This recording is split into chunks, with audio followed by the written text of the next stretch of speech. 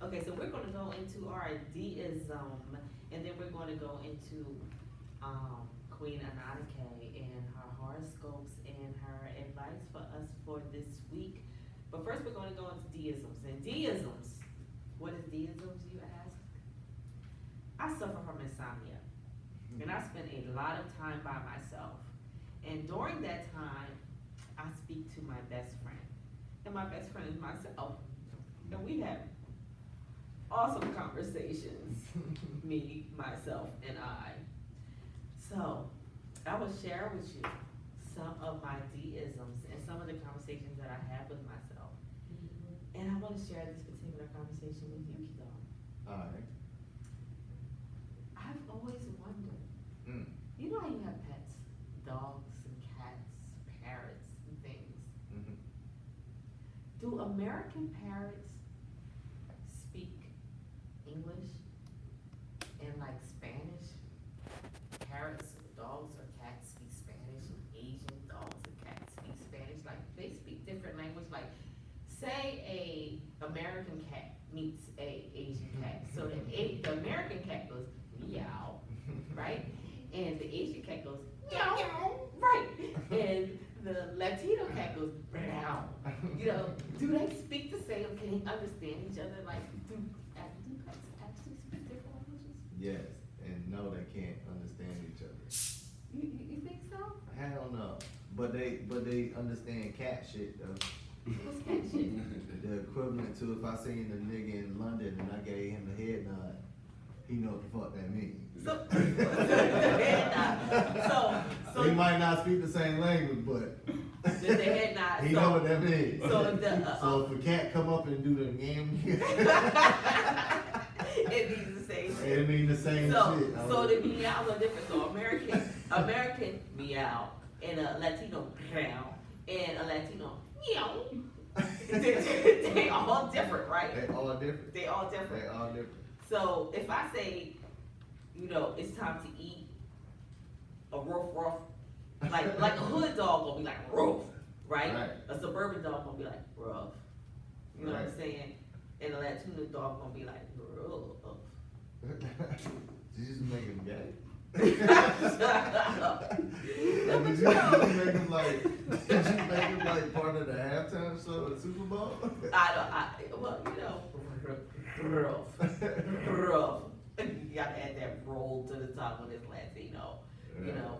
But that's like the deism, because you know, when I'm driving, you know, all these amazing things come to my head, and I'm just like wondering who I can. You're tired. You need to go to sleep. You need some rest. That's all it is. That's all it is. You need some rest. I don't know, because I think they're good questions. Nah, they are. I mean, here's why I say you need some rest. Because you have these questions. You have these questions and you're not high.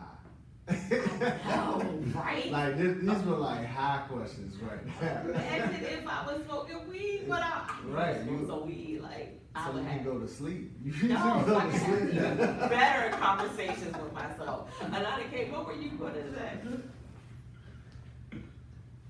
Anana K.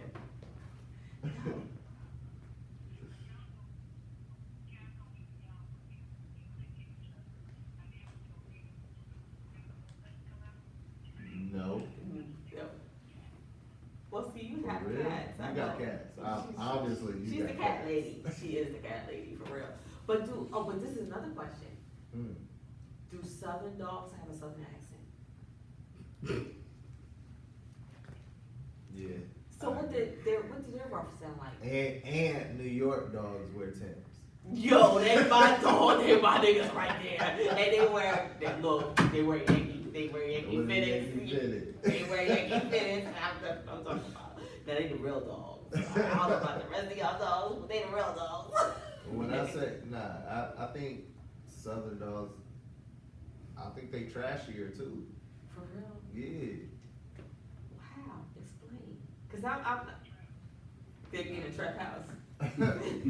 Or out in like trailers. They do. Yeah. Where northern dogs, they stand on the corner. They on the block. They on the block. Yeah. Block is high. Block is hot. They always got access to food. They always got access to people. They always got access to water. Block is hot. But you know what? I will say this. pigeons up north are crackheads. Agreed. Because pigeons up north, they don't scare. You know how when you walking through a park and you see pigeons and you start walking and the pigeons fly? When you up in Philly and shit, man, you walk through Love Park, them pigeons be like, yo, what's up? They don't move. Excuse you. Right. I'm here, you here, we sharing this motherfucker's space. Yeah, that's how New York was. I used to live in New York. New York was like that. The rats were like that in New York too.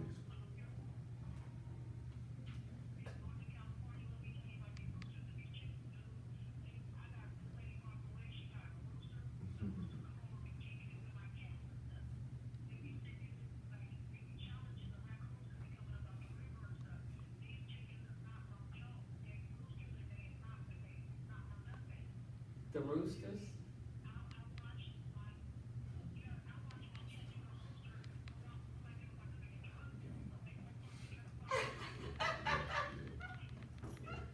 When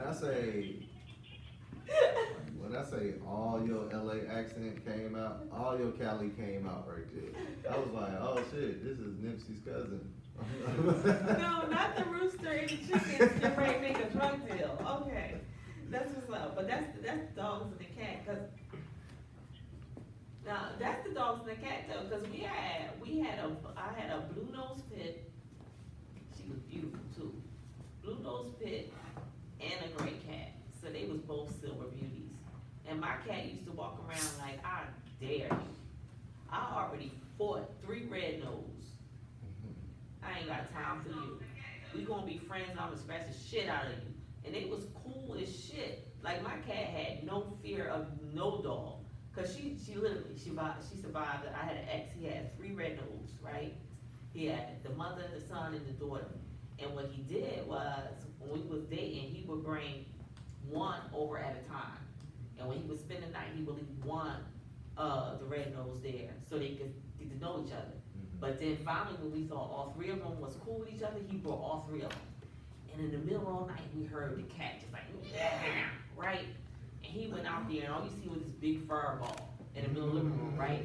And the cat was hiding behind the couch, and the dogs was there because they knew once he came out, their ass was grass, right? So they was all like, we ain't do nothing, right? So he whooped their ass.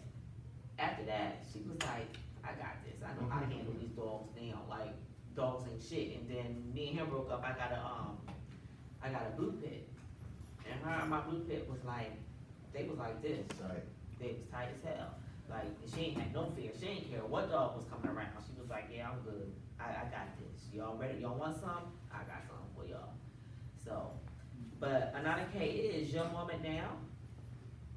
And we are here with the Cosmic Minute. And those of you who have been following us for the past, it's almost been 2 years. In April, it will be 2 years with BInfluenced Live on anexthotsingle.com. I don't know where the years have gone, but we are here.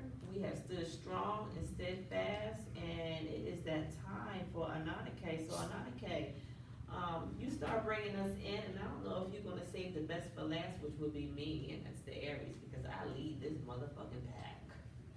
Or whether or not you're gonna start with me. But let us know what's going on.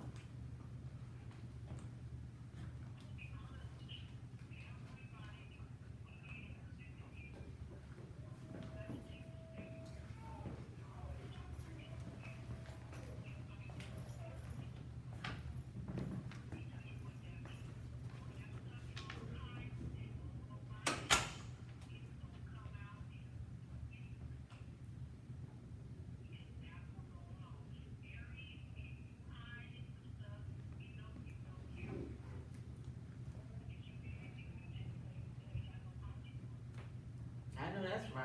I claim my shit.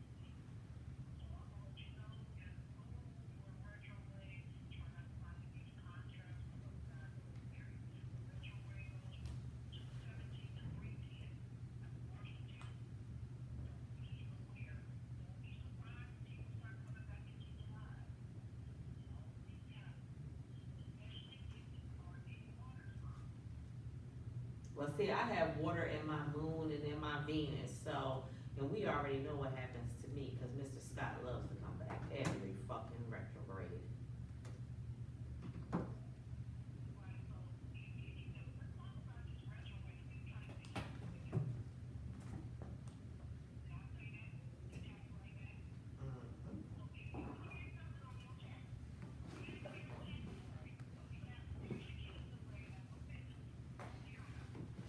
Damn. Damn.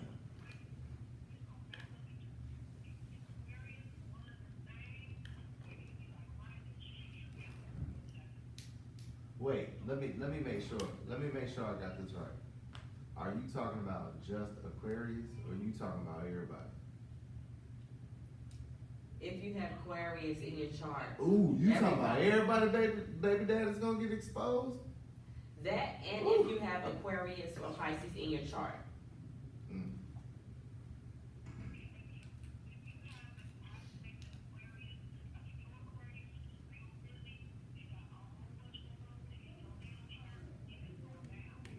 Mm.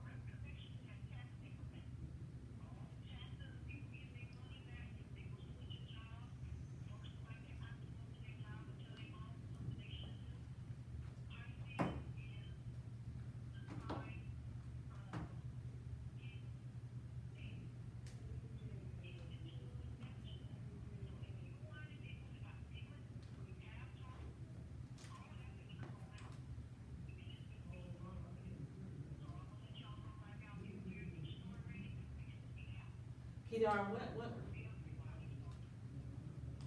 Keedar, what sign are you? Taurus the bull. Okay. Tell me some good things. You even said some negative shit to everybody.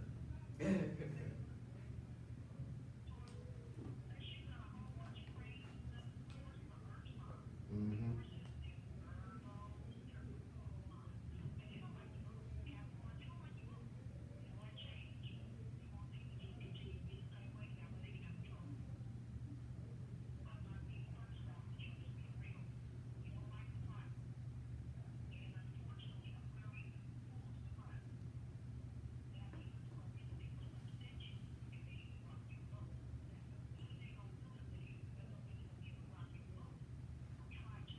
Mm-hmm.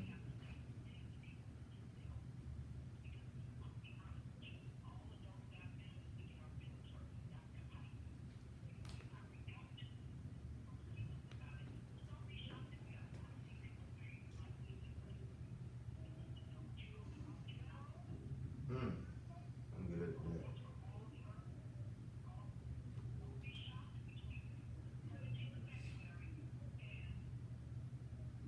March 10th.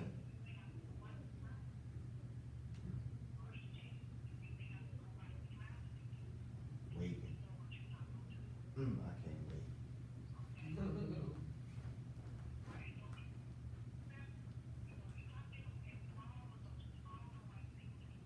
Mm-hmm.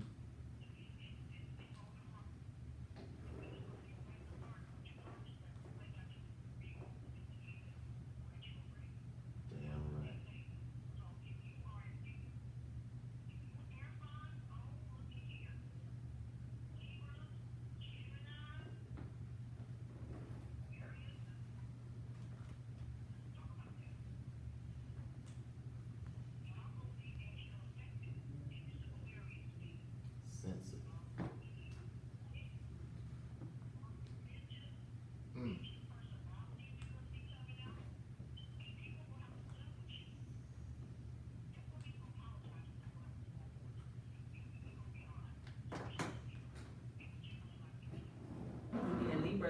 all that balance going on.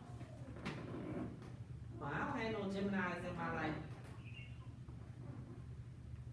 I don't have no Geminis except for my son-in-law and my granddaughter. And we already know, you know for sure, they a piece of work, both of them, my grandson, my granddaughter, and my son-in-law. Especially that granddaughter.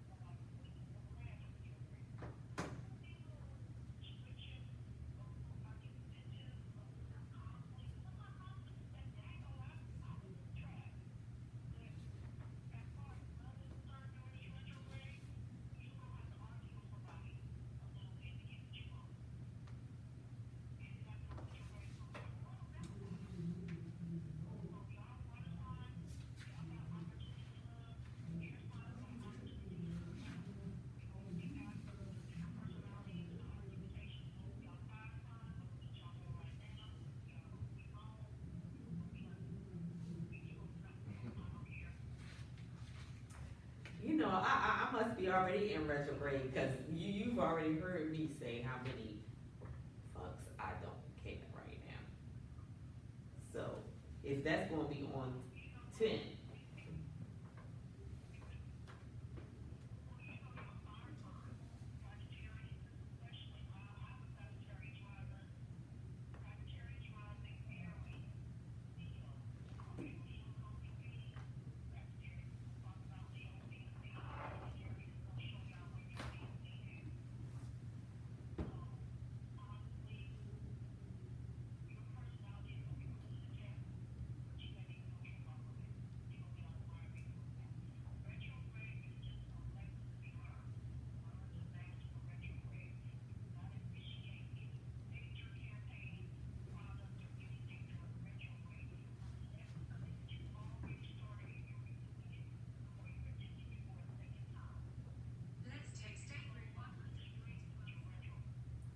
and I think,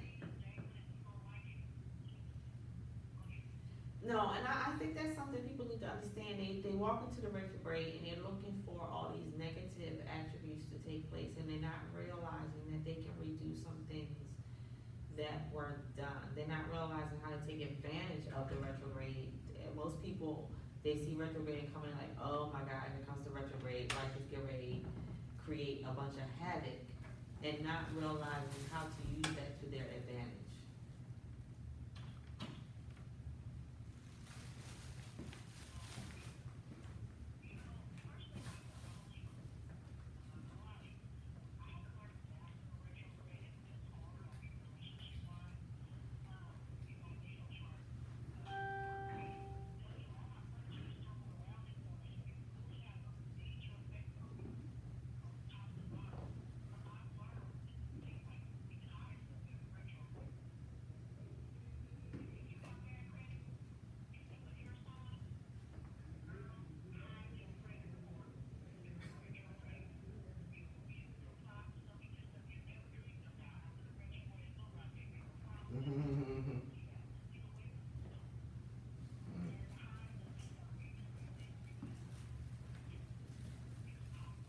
I know that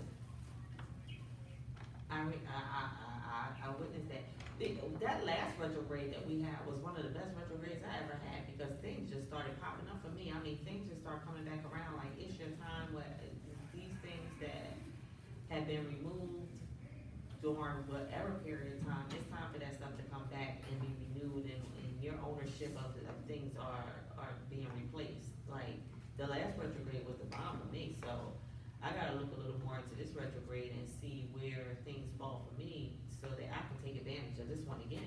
I mean, this one that's coming around, because I have a lot of water in my chart. I have Aquarius and Pisces in my chart. So, and I don't like having that much water, because water signs are so damn emotional.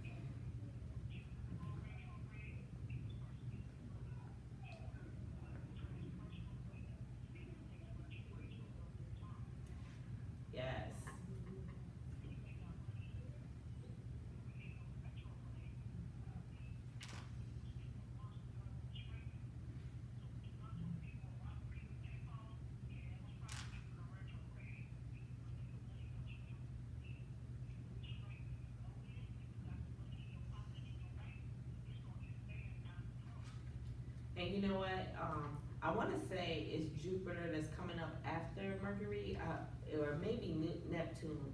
I know I sent it to both of my partners on another venture that I'm working on, and it made it very clear in all three of our, our zones, that we, at that particular time, everything that we have to do in regards to contracting and spending for this particular project that we're working on must be done prior to May, because between May and June, we can't spend any money or sign any contracts because of the retrograde that's coming up. I believe it's with Jupiter, and maybe with Neptune, don't quote me yet, I have to review the information that we have, but, it's been made very clear that none of us, and we're all three different, one's an Aquarius, one's a Virgo, and I'm an Aries, and it will not be a good time for us to sign any contracts or spend any money, and primarily me.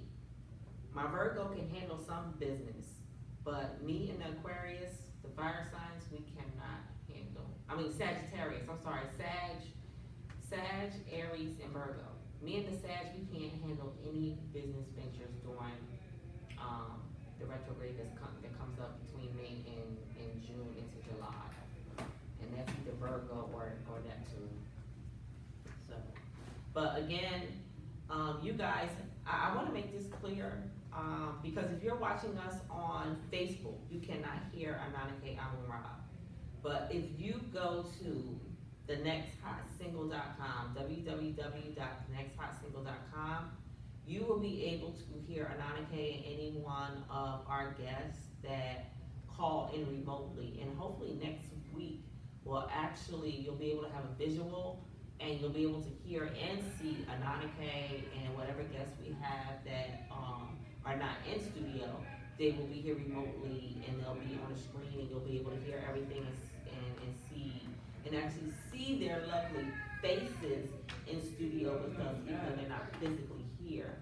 But right now, we're just gonna touch on the topic that we had planned to discuss, and we kinda diverted from that because we've been away from the mic for a while and wanted to kind of just catch up on things. And this is something that we really want to discuss when the whole team is here, and the whole team really consists of myself, your girl Mz Dee, that's me, Keedar, Lady Precious, who is actually practicing with her band this evening, Ananike Amun-Ra, and we'll have James in the studio, and we still have Burgundy. Burgundy has recently released her book, and I will give you more information on her book next week. But her book, well, I don't want to say it's released, but you can pre-order. You can pre-order her book on Amazon, and we'll have more information on her book.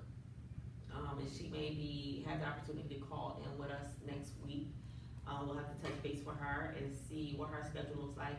But this week, we wanted to really touch on a topic that is really serious, and it should be considered an epidemic, even though it's not a disease, but it should be considered an epidemic in our nation, and that is our missing Black women and girls. Human trafficking, human sex trafficking, human organ trafficking, and in the United States alone, this is just the United States. There are 75,000, not 7,500, but 75,000 missing Black women and girls.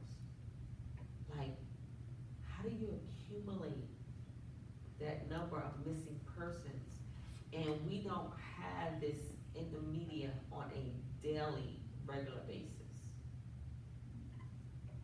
These numbers are astonishing. And when I was preparing to go to Cali for New Year's Eve, I was given Ananike all these plans of what I was doing. I wanted to go to Joshua's Tree, which is in the middle of the desert. I wanted to go drive to Mexico, down to Baja, and every idea that I had given Ananike, she was like, they snatching women. Right. They snatching people, right? They snatching. They snatching. Everything I said, well, I want to go to Tijuana. They snatching people, right? I want to go to Baja. You know they snatching people, right? I want to go to this. They snatching dudes too. Yeah. Well, you know what? That is one of the things. The article I found that black missing males, Mm-hmm. they do not get the same press, or it's not taken as seriously as it is with missing women. So, even when we're talking about missing women, white women are considered the victim. Men in general are considered the predator. Mm-hmm. So when you're talking about a missing male compared to a missing female, it's not taken seriously at all. Yeah, also the missing male, they want ransom. You gotta take the right nigga. Yeah, you gotta take the right nigga. Make sure the family got some money. Or what? He's just missing. He's just missing. You He- just got a he nigga in just- Mexico. He's just missing.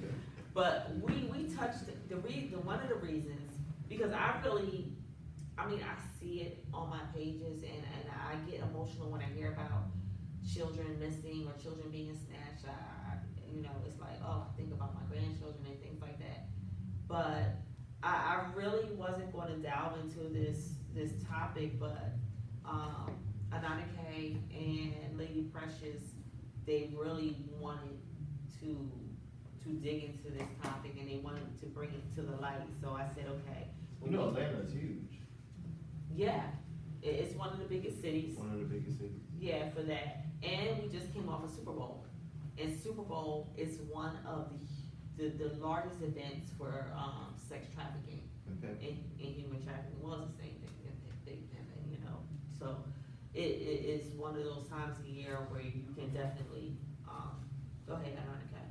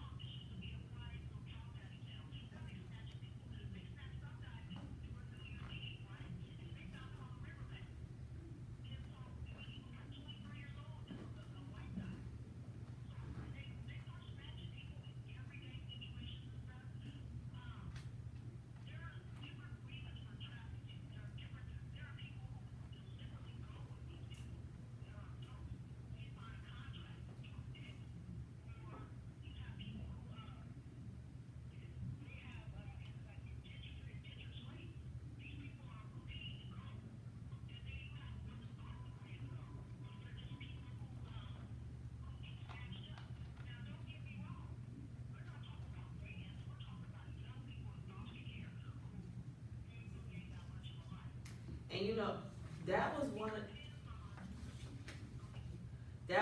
the things, cause we're not gonna go in a whole lot of detail, 'cause we got about 10 minutes left.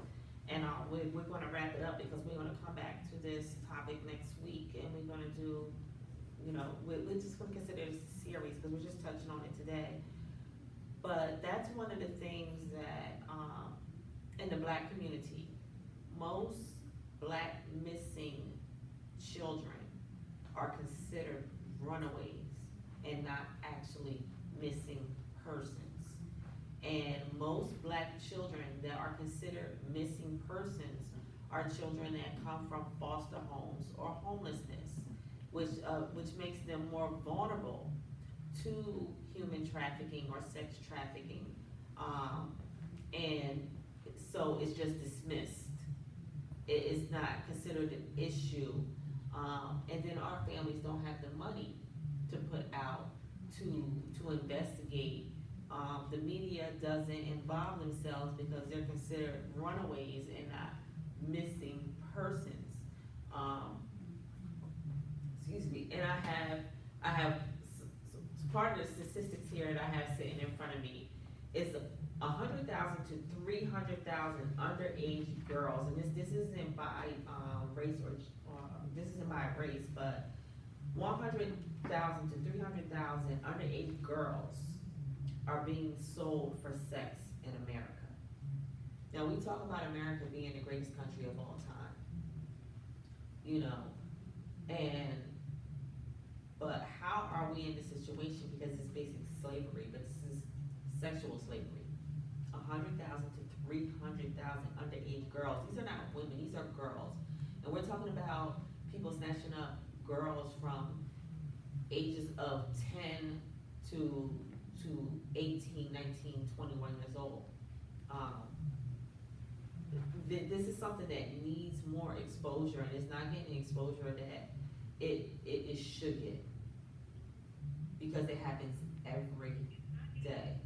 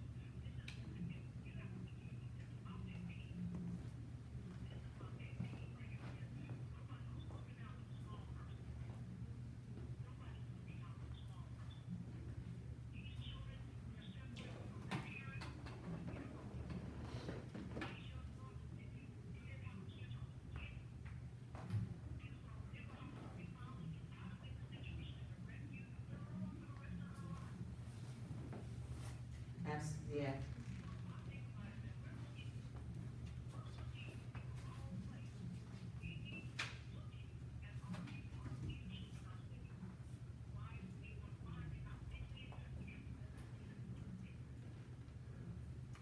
Well, we are going to wrap this up. Anana K, I'm gonna have you give your closing words first, because I know you're very passionate about this topic, but like I said, we are gonna expand and we're gonna go into basically part 2 of this topic in this series, and I'm working on having a guest come on that's in security,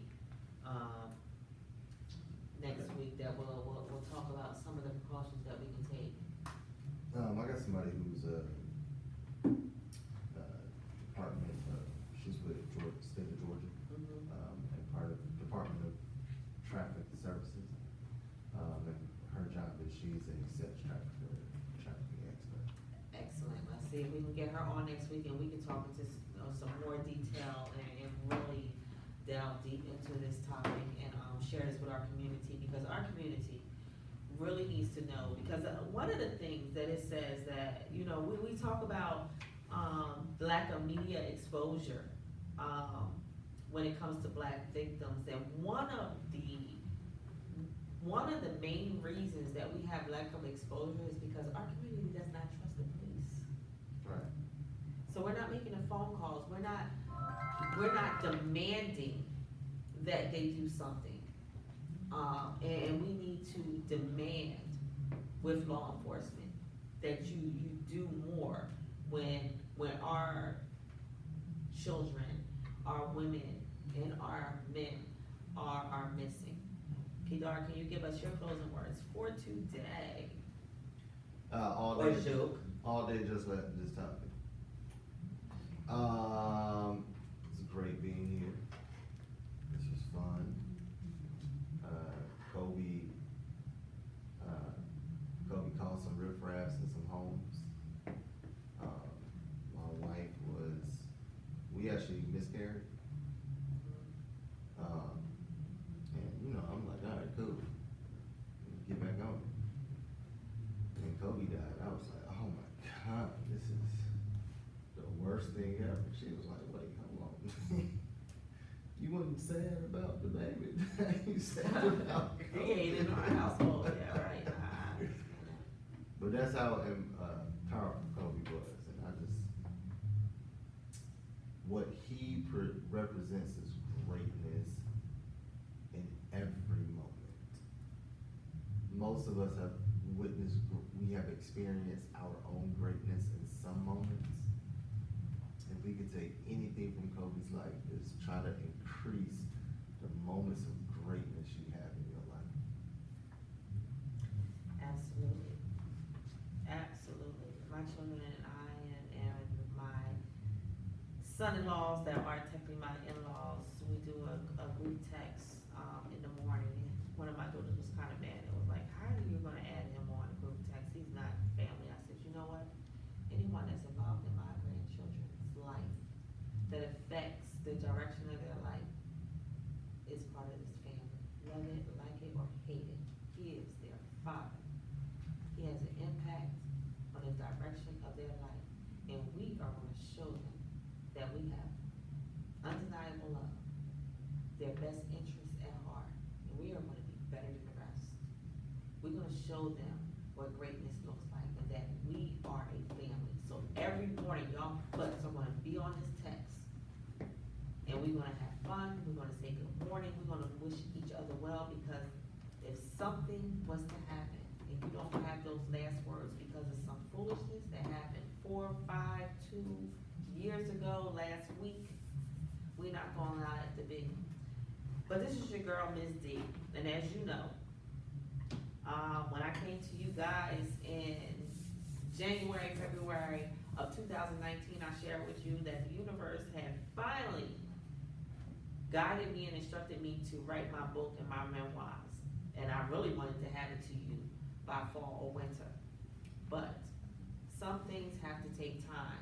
And because I know that this book is gonna change lives and change souls, it has to take its time and it has to be right. So I will bring you tidbits of the soul of the butterfly.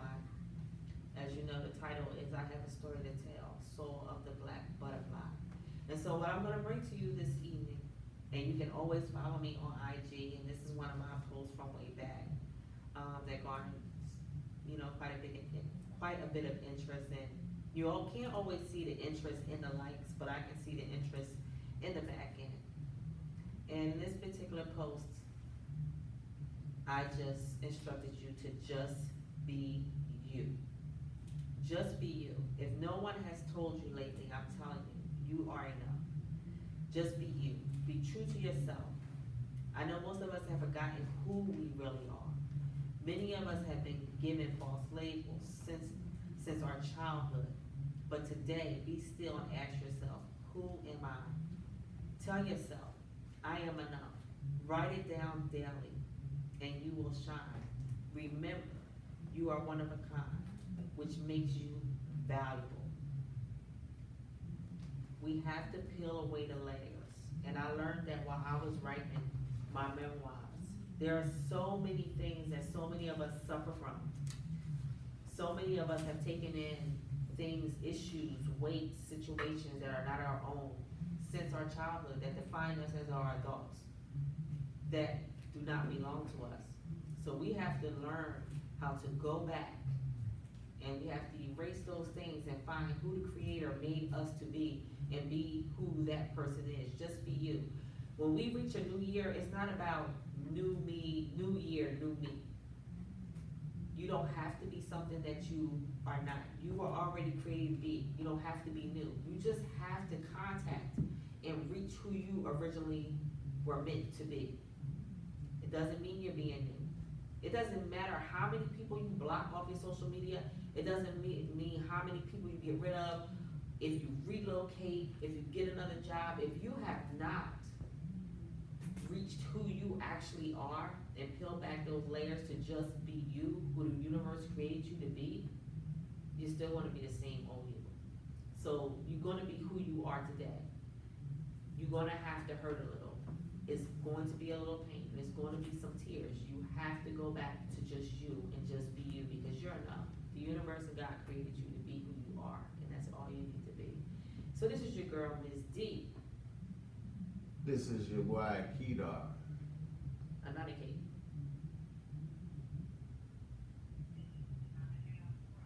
And this is BInfluenced Live on the nexthotsingle.com, and we are out.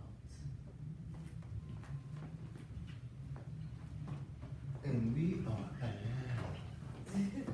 Phone finna die. Good show, man. Appreciate it, man. Take this 3-hour drive. I got it.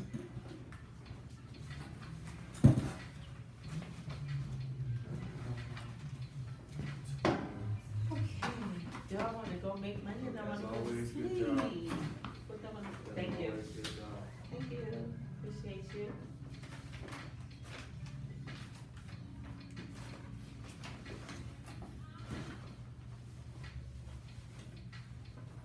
That's why I hate that I had the monitors out.